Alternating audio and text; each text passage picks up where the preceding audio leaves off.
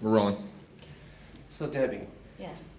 how did you become a scream queen? How did you get into horror? Okay, well, I did my first movie at age 12. I was basically an extra in Ladies and Gentlemen, Fabulous Stains with Laura Dern and Diane Lane. I guess I caught the bug then, and then I started studying.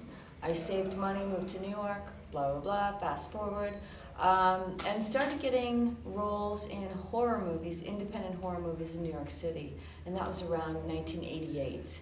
And I did very small roles for people like Roberta Findlay. I worked with Dwayne Jones on his last movie, stuff like that. And really, I mean, once you start working with people, then you meet more people and it sort of snowballs from there. So that was the ultimate beginning of getting involved with horror. Did you find yourself doing the damsel in distress or what were your roles in the beginning? In the beginning, I was definitely the damsel in distress, and that was mostly personified in a movie called Abducted to the Reunion, where 3 lovely ladies were abducted by a mountain man, and we were held captive like sheep, and he was going to actually marry all of us.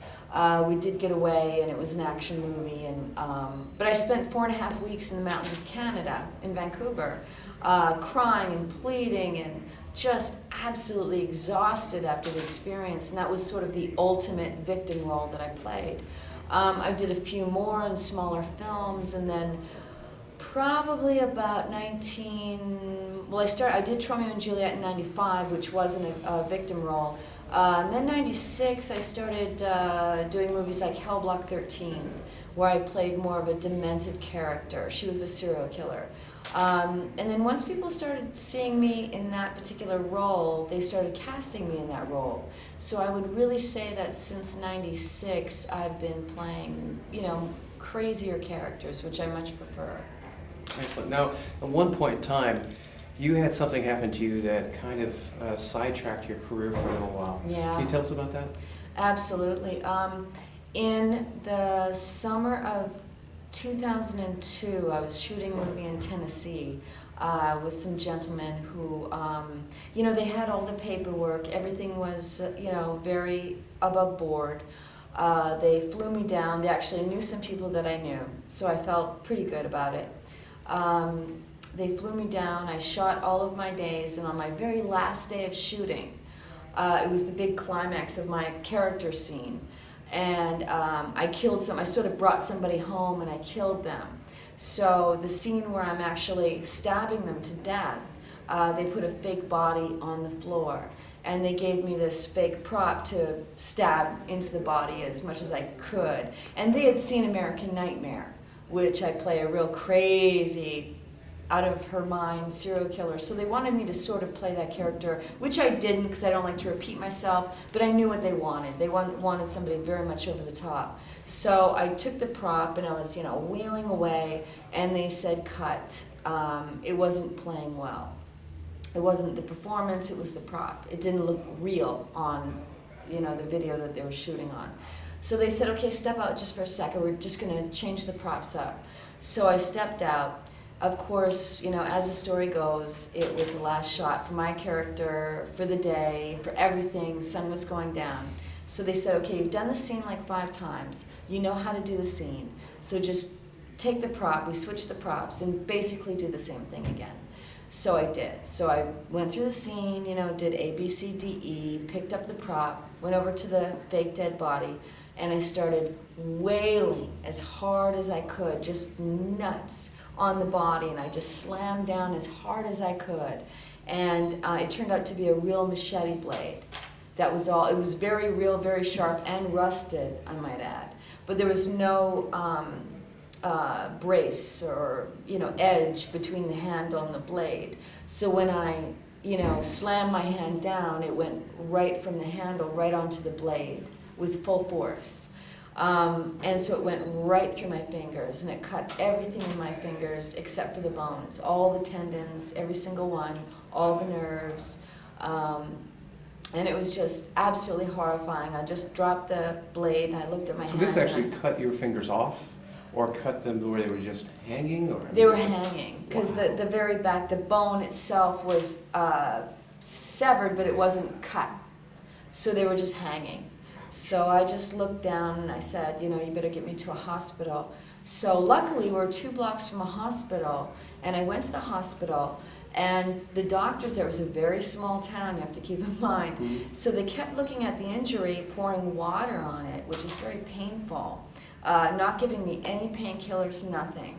And person after person would come in the room and look at it and wash it down and just honestly, just shake their head like, oh my God, just the look on their faces really freaked me out. I couldn't even look at it, and the adrenaline was just going through my body like crazy. Finally they said, you know, we think you should do this operation in New York so you could follow up with the doctor there as opposed to having it done here. Plus that specialist, being such a small town, wasn't coming in for 4 days. And if you leave it for 5, then you will lose your hand because there's a time frame to save your fingers. So the very next day, I got on a plane, which a friend of mine bought me the ticket because their ticket was the following day and they didn't pay to switch it. And I got home and I went to go see a doctor, and I got very lucky. I saw a wonderful doctor who did 2 operations. But to this day, these people have never done anything for me. I went almost $500,000 in debt for the operations, completely went bankrupt, lost my home, lost everything, lost 2 years of my life. My career was going really well, especially after not just American Nightmare, but a couple of other really good movies came out. And I was getting the roles that I'd worked all those years for. And so now I was faced with this, and I was about to shoot in 2 weeks. I had to cancel that. That was another really big role for me. And it took about 2 years out of my life and 2 operations. And the moral of the story is, even though they had all the paperwork and said they had insurance, they didn't. So when you are working non-union, it's a very weird thing and an awkward position to be in, especially if you're a young actor, but you must see the paperwork.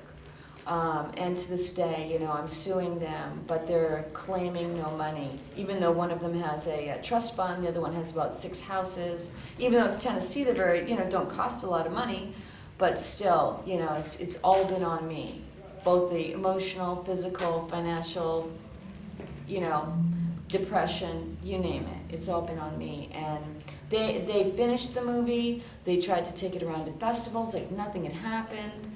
And they just, for whatever reason, I guess, are operating without any sort of conscience. So yours is a cautionary tale. But it sounds like, though, you have bounced back from that. What are you working on these days, and what's ahead for you? Yes, I did bounce back, and like I said, it took a long time. Can't underestimate that. Right now, I just finished a movie with George Romero's son, Cameron Romero, called The Screening. It's a horror movie shot in Pittsburgh. I just finished another movie with Kamal Ahmed. He was one of the Jerky Boys, if anybody happens to remember those guys. He did a horror movie called Rapturous, who also has Joe Bob Briggs and the character actor William Smith, and another fellow that I can never remember his name. He was the lead in the Basket Case movies. Kevin Van something. Very nice guy, really talented. So I've done those movies as well as a few smaller films. And I have a DVD coming out through Trauma, which is sort of the best of me in trauma for the past 15 years, which is really exciting for me. And I'm actually going to have one of my episodes from Trailer Park, which I have 6 episodes through Fangoria Entertainment. They allowed me to put one of the episodes on that DVD, which I'm excited. People will finally get to see it. So I have my show at Fangoria Entertainment, as well as I produce. I'm putting together a half-an-hour making of for James Gunn's Slither, which will open March 31st theatrically. And a number of other shows. I'll be co-hosting and producing the Fangoria Sirius Radio show, which will be in June. And just a whole bunch of other things. I'm going back to Germany to do a movie and a whole bunch of stuff. Sounds like you're really busy. It's great. Yeah. Now, you probably do a lot of these, but what do you think about Texas Frightmare Weekend? You know, just because I'm doing this is going to sound incredibly fake and, you know, like this is the right answer. But I have done so many conventions the past 2 years, and to be honest with you, really, because of the financial hardship, because of my accident, I've loved doing them, but have had to do them to sort of help me get out of my situation that I've been in. And I can honestly tell you that it's like a breath of fresh air. It is, the people are beyond nice. You know, I've had such an amazing time. I've met people that I haven't met 100 times before. When you go to the same areas, you see the same people. So I got to meet these amazing people for the first time, and it really has blown my mind, and I will forever be grateful to Lloyd for having me down. I really will. And I got to see John Keyes for the first time since we made American Nightmare in 2000. So that was nice too.